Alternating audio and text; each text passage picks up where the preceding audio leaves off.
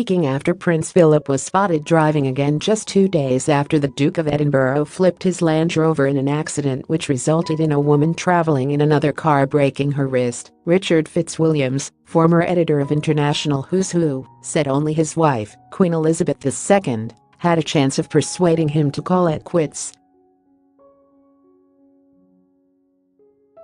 The accident on Friday night occurred on the A149 near the royal family's Sandringham estate when the Duke's Land Rover Freelander collided with a Kia. The Duke was unscathed, although his car was badly damaged, with 2 passengers in the Kia taken to hospital. Prince Philip, pictures reveal how Duke was dazzled by the son Prince Philip crash. Victim not been asked for police statement. Fortunately, a 9-month-old baby traveling in the car with them was also unscathed. Mr Fitzwilliams said, "Prince Philip is someone who has carved a niche in our national life through his resilience, as he had a tough childhood and was an outsider as a royal consort, and through his unquestioned dedication to the Queen. He is a highly respected, if occasionally controversial figure. The Duke retired from public life last year, but continues to be as active and independent as possible." Mr Fitzwilliams added, "Undoubtedly what motivates him is doing things his way. As old age inevitably slows him down, he naturally intends to keep as much of his independence as he can in his well-earned retirement. He was in his element in the Navy with a distinguished war record and is famously fond of speed and fascinated by technology." Slowing down is not in his nature. He still carriage drives, a sport in which he has become an expert, at 97. He walked away after being helped out of his car after the crash and seems simply indestructible. The soubriquet Iron Duke suits him well. However, Mr Fitzwilliams added the photographs of the scene underline the extremely serious nature of the accident. He said, "It's sparked a national debate about whether elderly people should be permitted to drive." Prince Philip had another Land Rover delivered the next day, but the day after that was warned by police while driving without a seatbelt on a public road outside the Sandringham estate. The crash is being investigated by police, and a passenger in the other car involved, Emma Fairweather, who suffered a broken wrist, has been complaining to the press about royal ingratitude.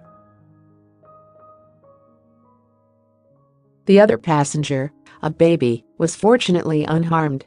Prince Philip is impatient, truculent and not someone to take kindly to advice. He now needs to exercise restraint. As one of the nation's foremost public figures, he must now surely take a backseat when his car is on a public road. As depicted in the first series of Netflix The Crown, the Queen opted not to interfere when her husband started having flying lessons, but Mr Fitzwilliams suggested she might have little option this time. Prince Philip crash. Is Prince Charles furious at his father? ITV This Morning, Prince Philip crash victim hits out at royal. He explained, "In these circumstances, the Queen might be the only person who could persuade this truly indefatigable nonagenarian to exercise restraint." Mr Fitzwilliams was speaking on the same day Mrs Fairweather launched an attack on the insensitive Duke after learning he had been spotted driving without wearing a seatbelt.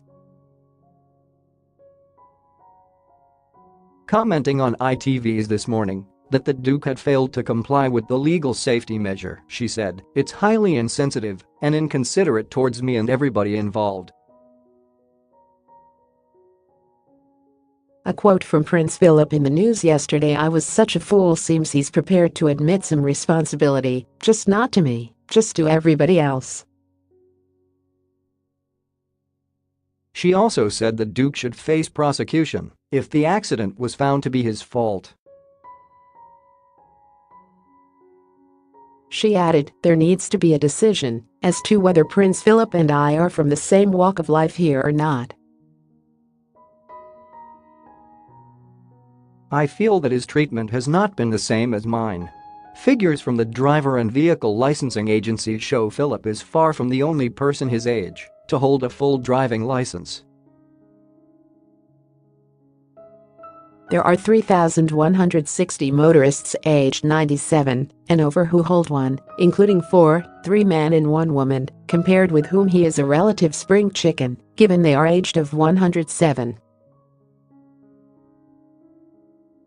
However, the figures give no indication as to whether or not these people, like the Duke, actually get behind the wheel of a car regularly.